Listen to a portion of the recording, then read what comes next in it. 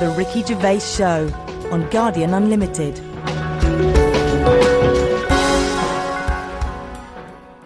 You're listening to Ricky Gervais with me, Stephen Merchant, and Carl Pilkington. Now, you probably know me from such works as The Office and Extras, Stephen being my co-writer and co-director on those things.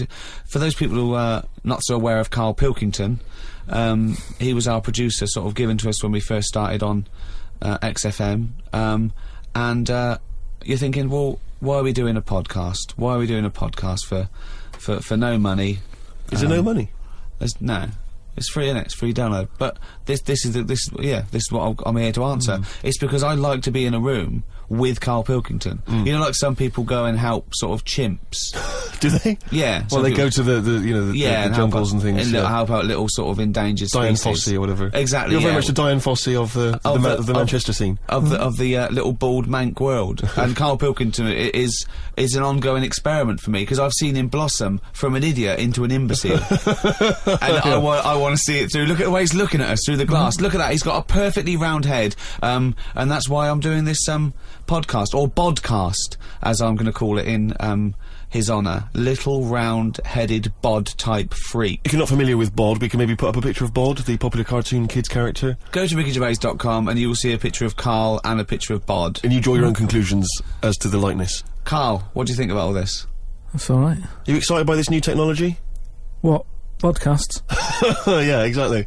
It's just, I mean, we are living in that sort of era now, aren't we? That you need to be able to listen to stuff on demand when you want it and stuff. I know you're not a fan of the iPod in general, are you? Or any of the MP3 things? You're concerned? I'm warming to it, but... This is what's amazing about Carl. Even though he's talking about things like MP3 players, computers, iPods, he sounds like he was found in a glacier and thawed out. Do you know what I mean? And sort of taught to speak. We're a couple of high school guys who found him, and we're trying to ingratiate him in the gang, trying to pass him off as someone from the modern day. No, but my thing with iPods is, now, do we need them? Do you know what I mean? We're living in that era now where we have invented most of the stuff that we need, and now we're just messing about.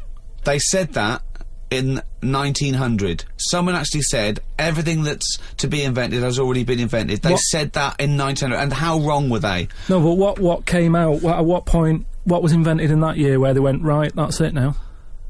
What did they invent in 1900 that made them go, we've done it all now? Well, just think a little bit, right?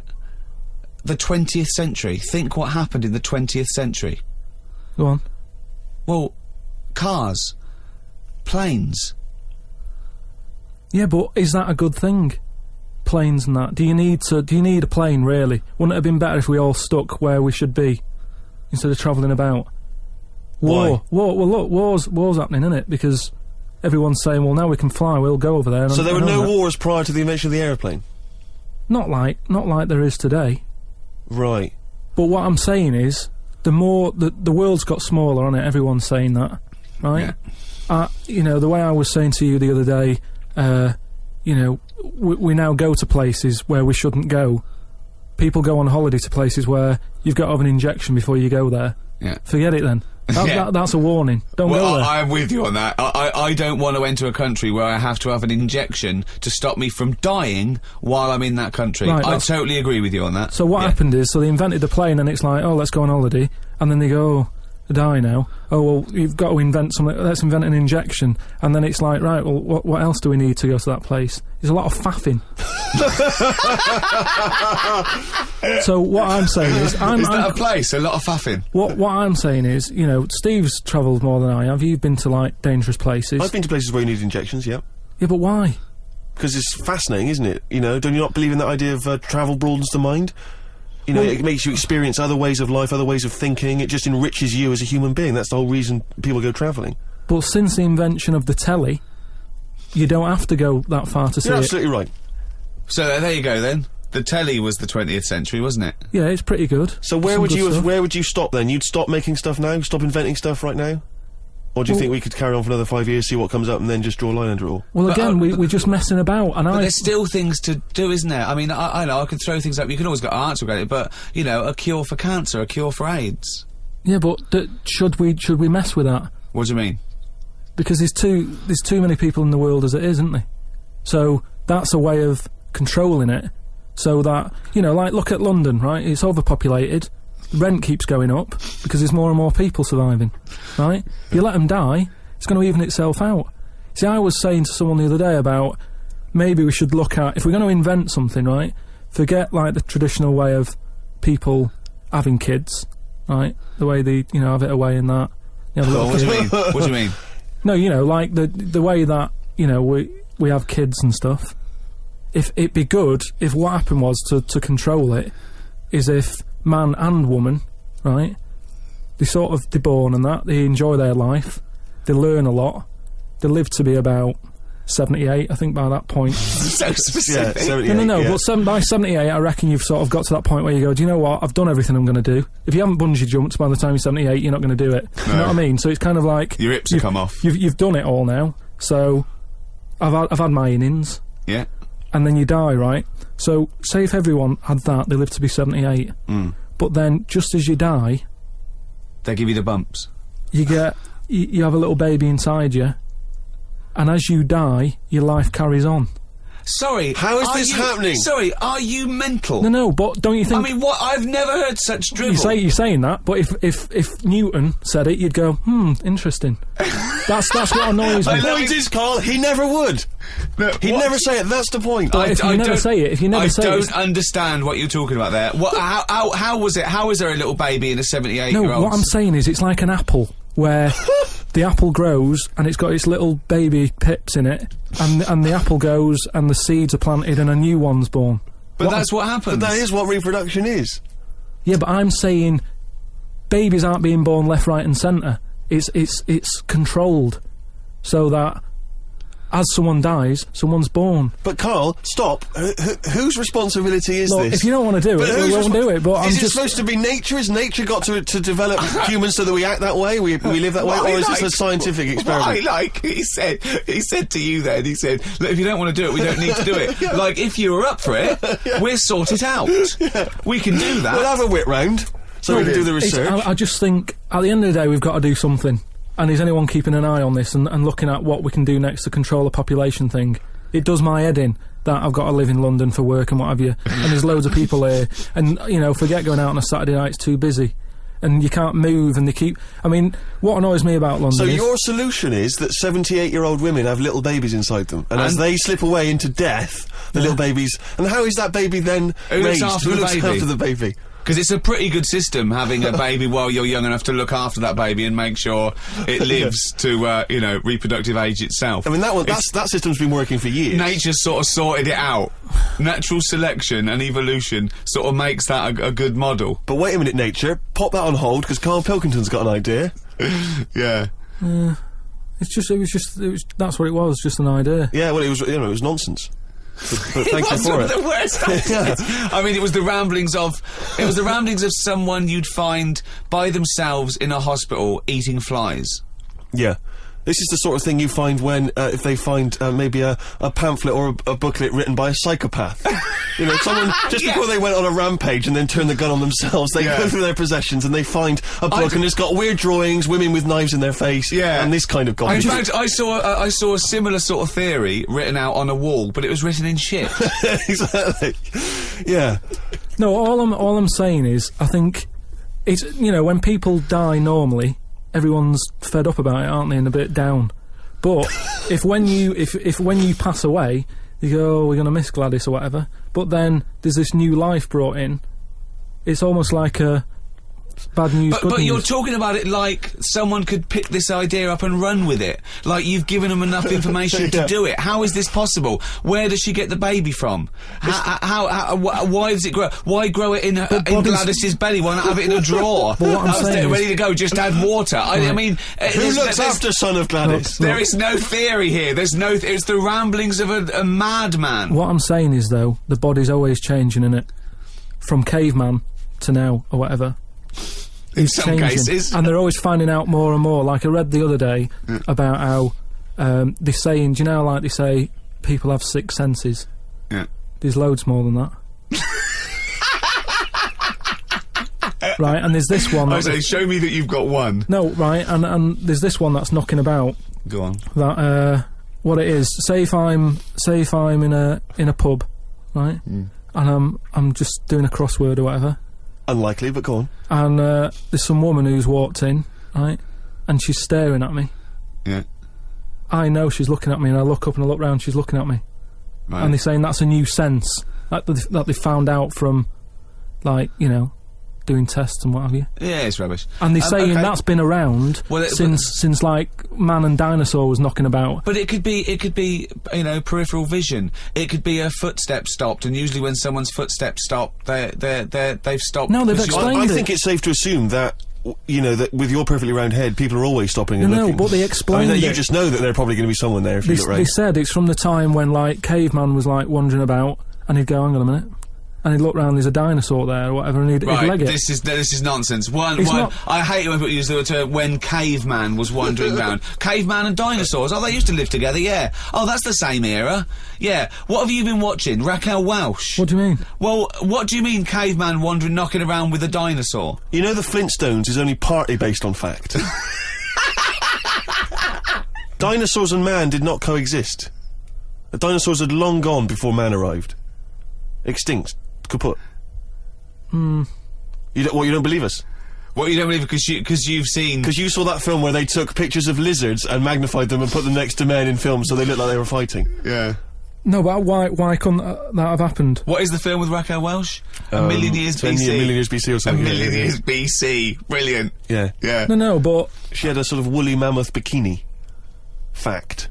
But why wasn't the dinosaurs back then just like how we have dogs now, in a way? He's watching the Flintstones. He's watching the Flintstones. He's thinking of the Flintstones. Yeah. That's what he's when thinking. He puts out the saber-toothed tiger, and then Dido and he mixes his concrete in a pelican. Yeah. Yeah. I just think that there must have been a crossover point. Why? Why did you say that? Why do you think there must have been a crossover must have point? been. Because if nothing was knocking about at any point, how did anything carry on? I know. Exactly. Why didn't Hitler meet Nero? It's weird, isn't it? There must have been a crossover. They must have met somewhere. They must have met at a party somewhere. They mixed in similar circles. Yeah.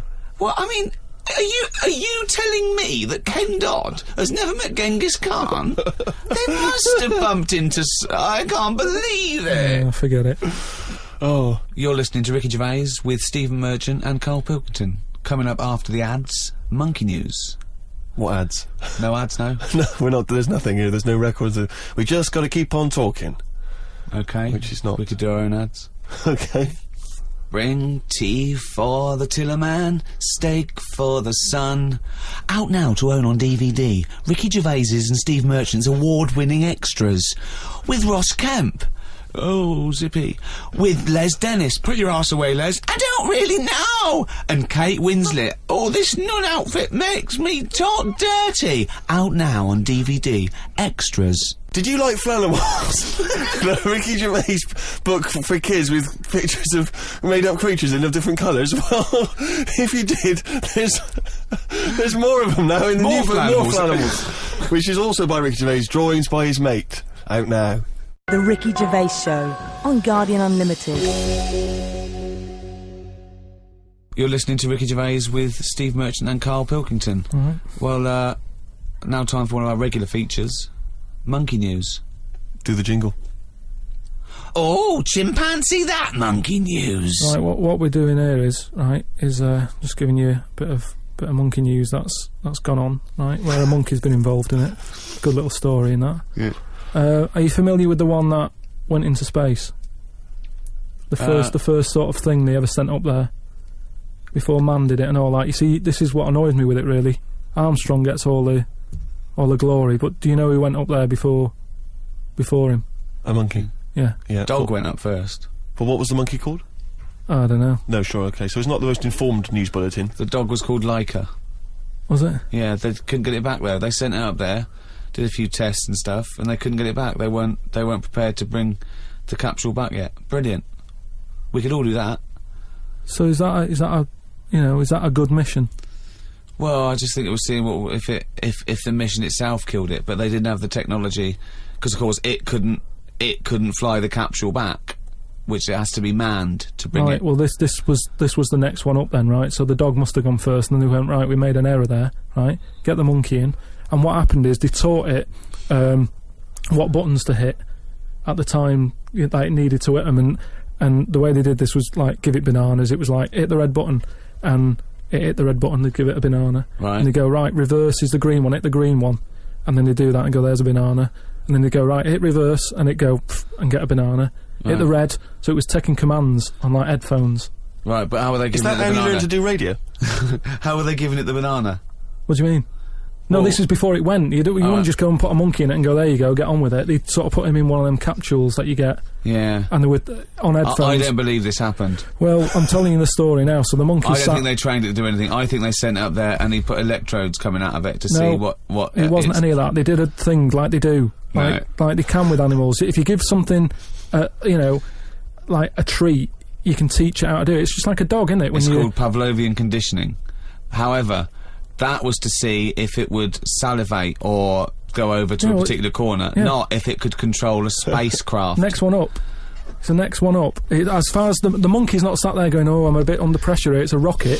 All that's knowing is, I'm getting a banana if I hit that button. That's all the monkey's thinking about. They wouldn't put billions of whatever. space But dollars. how can they be sure that it's going to press the button at the right moment? Because it's got headphones on.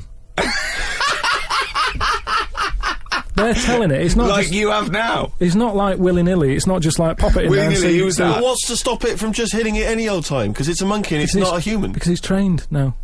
But Oh, it's anyway, trained. so It's fully listen, trained, yeah, go So on. what happened is, anyway, Oh, this is absolute rubbish. they pop the monkey in there. Yeah.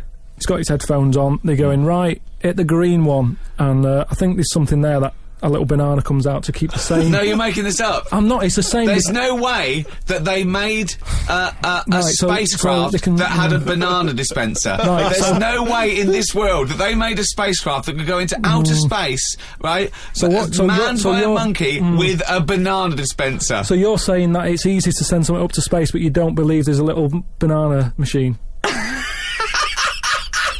Right, okay, so in your world, there's a monkey and it's been conditioned and there's a So- little monkey dispenser, Banana. monkey dispenser, a Yeah, banana like dispenser, dispenser, right? So it comes to the launch day, monkeys sat in there, everyone's ready, bananas are stocked up and all the rest of it. They go, right, hit the green button. Right, and the rocket goes off and what have you. No, they would not make the monkey launch the rocket. Carl, So- you are living in a cartoon world. So the rocket goes off, right? This is absolute bollocks. It's all going well. I mean, I don't know It's what you're all- going to... It's not going well. it's going There's well. no way a monkey launched It's a going- rocket. There's no way a monkey launched a rocket, So you idiot. it's all going on. So they're going, hit the left button, and it goes a The little bit left. left button! Right, Oh, so- well-known spacecraft command. This is Houston, hit the left button. Oh, brilliant. This is what happened in Apollo 13. Hit the left button. So it goes left. Yeah, it goes left. So it goes left, and it's going well. Left! It I goes know. left! Yeah.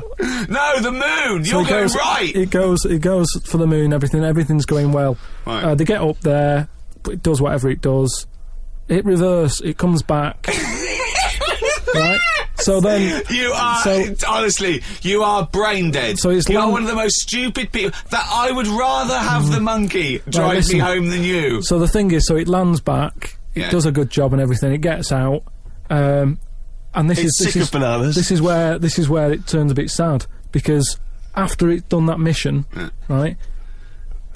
Because it happened and it was all safe and everything. The next one would have been to send man. Right. So the monkey enjoyed it, and it was like, well, I want to do it again, right? But they were like, So how did they know that? How did they know he wanted to... just the way it looked and what have you. It was like, Fuck off! Just the way it looked! So- you are a maniac. so the thing is though, right? So after it had done that, it was on such a high, right? Yeah. It could never get that high again. Turned to drugs. There was nothing that it could do. Went on tour, did it? It did. It sort of ended up killing itself because it could never get that buzz that it Right, got. that was absolute bollocks. None of that is true, except they sent a monkey into space, and I'll check that. Absolute drivel. So in your mind, it committed suicide. It went on a crazy bender, drinking drugs and women. And like then, it does happen. You and then hear it was about found it. in You a hear about motel it. room.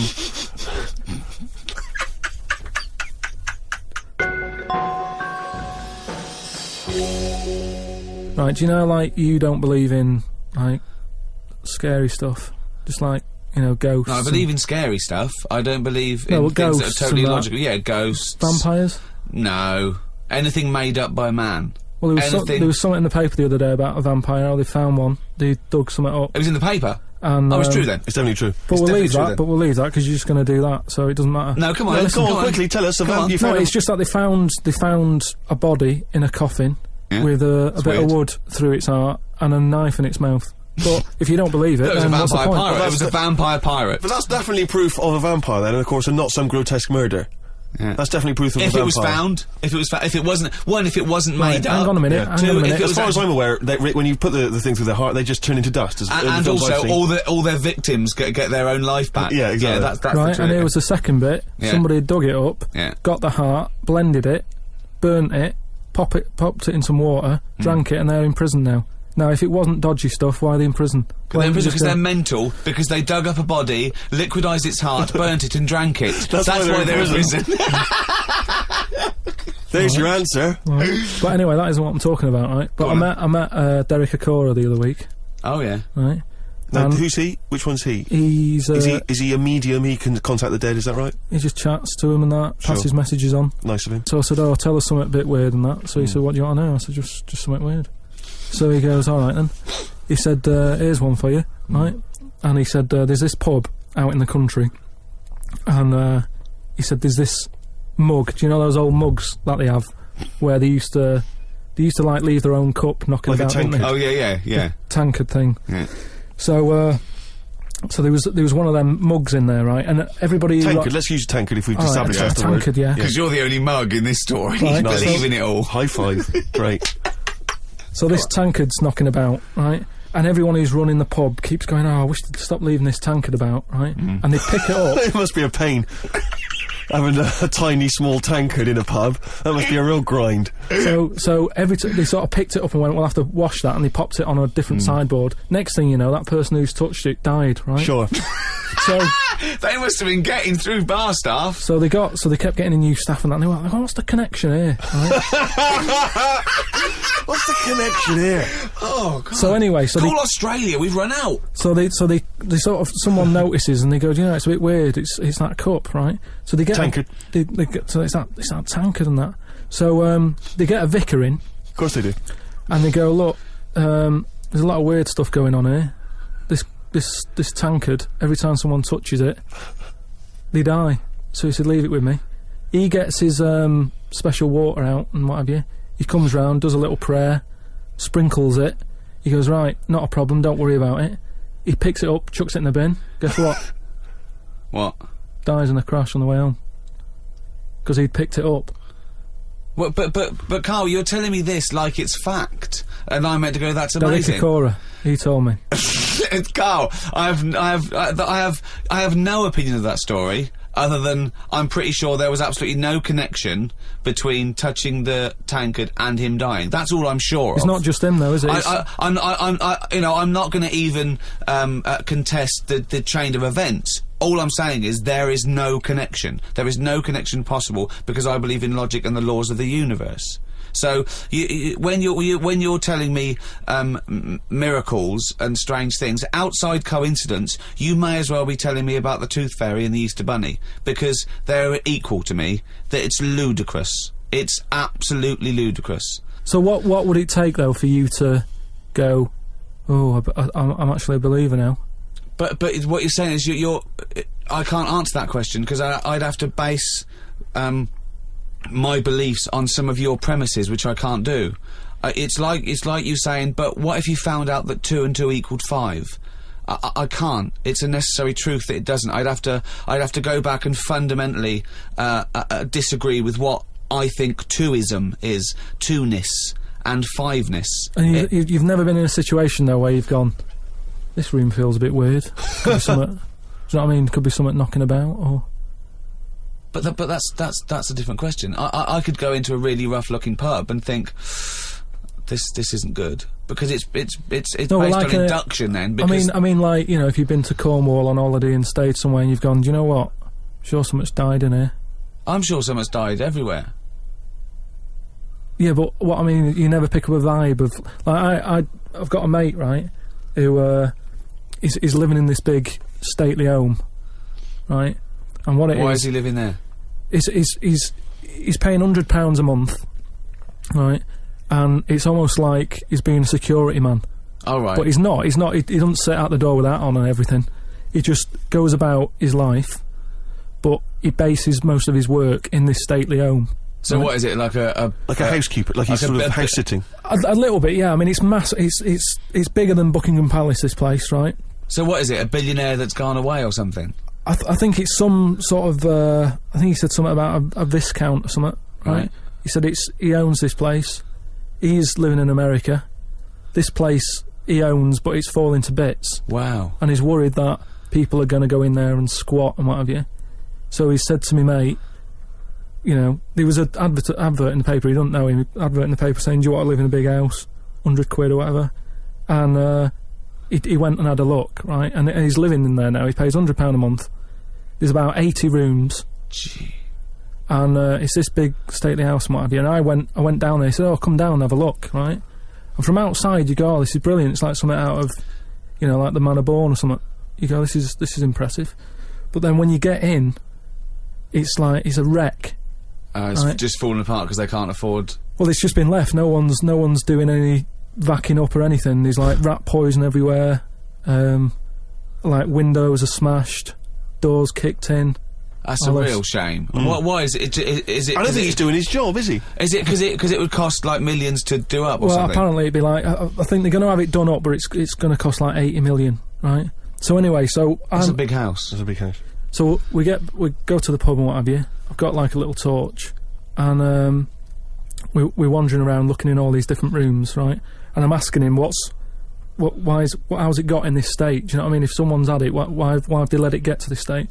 And he was saying how, you know, it was like a mental home at one point, and it was like a drug thing as well. People who had problems with drugs, they popped them out there because it's in the middle of nowhere. Do you know what I mean? If you needed drugs or anything, forget it. It's not going to happen. Do you know what I mean? So that's straight away. Do you know, like, have you ever been in a hospital when it's been shut down, or a school when there's no kids in it, and there's that sort of bad atmosphere of like weirdness? Yeah. Right? For the sake of argument, yeah. So we're wandering about, and I say, oh yeah, what's in this room, right? And we go in, and all the floors are like a wreck and rotten and stuff. And I looked at the wall, and there was like a little piece of paper stuck on the wall, right? And I said, what's this here? So I wandered over, right? Got right up close to it, and somebody had wrote Somebody had roted. Oh. Somebody had roted. Imagine him on Jack and Ori. Okay. Right, go on, sorry. So there's a little sign there, right? And I go up to it, and it says flies, right? With an arrow. Flies, like, flies this way, right? So I think that's a bit weird. So I follow the arrow, right? Which goes to this corner where there's a shelf. About 3,000 dead flies on it. Oh my God. Condom stuck on the top. That's weird, isn't it? That is weird. That is weird, right? So I'm looking at that, and there's loads of stuff on the floor and that, bits of paper. Picked up this bit of paper, right? And it had, like in biro and that, it looked really old, like it'd been there years. And it had something like, need nappies, dummy, right? Blankets, blah, blah, all this, like, all stuff for, like, and I turned it over, right, and it said, none of this now needed, baby dead. Right. Now that's weird, isn't it? Now that's what I'm talking about when you get a bad vibe, you go, that's who's been in here? So, I don't actually understand what point you're trying to make, Carl. Just because who's written that? Who's been in that room? Who's been in that state? And then straight away your mind starts going, oh, I'm getting bad vibes in here. But Carl, didn't you just tell us that it was once occupied by drug addicts and mentals, to use your word? Yeah. So haven't you put two and two together and thought that was probably who wrote it? That doesn't mean it's paranormal or ghostly. You walk into a building, it's a big, terrifying, empty house. It's terrifying in as much as it's cold and dark and drafty and a little bit spooky in this sort of illustrative sense. And insecure. Yeah, you're a bit nervous because it's got this sort of, its bad vibe. It's just based on the fact that... Your mate's in charge. Yeah, that's terrifying.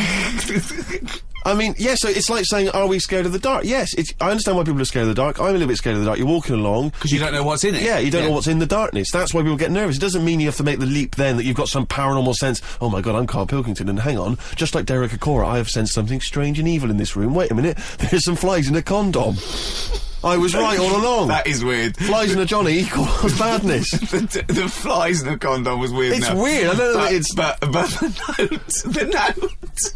Yeah. I just think of his face when he saw that, reading it by torchlight. You must have been terrified. It's a bit odd, isn't it?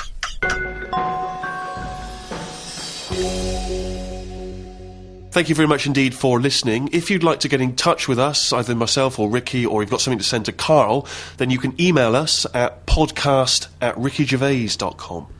I'd just like to say thank you to both The Guardian for sponsoring this and Positive Internet for hosting this podcast. Both great. The guys at Positive Internet know exactly what they're doing. They're my kind of people, as is The Guardian. You weren't contractually obliged to say that, were you? It just sounded... No, it's what I think. Just what I think. Right.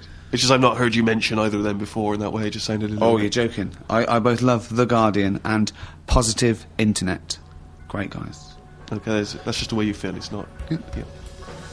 The Ricky Gervais Show on Guardian Unlimited.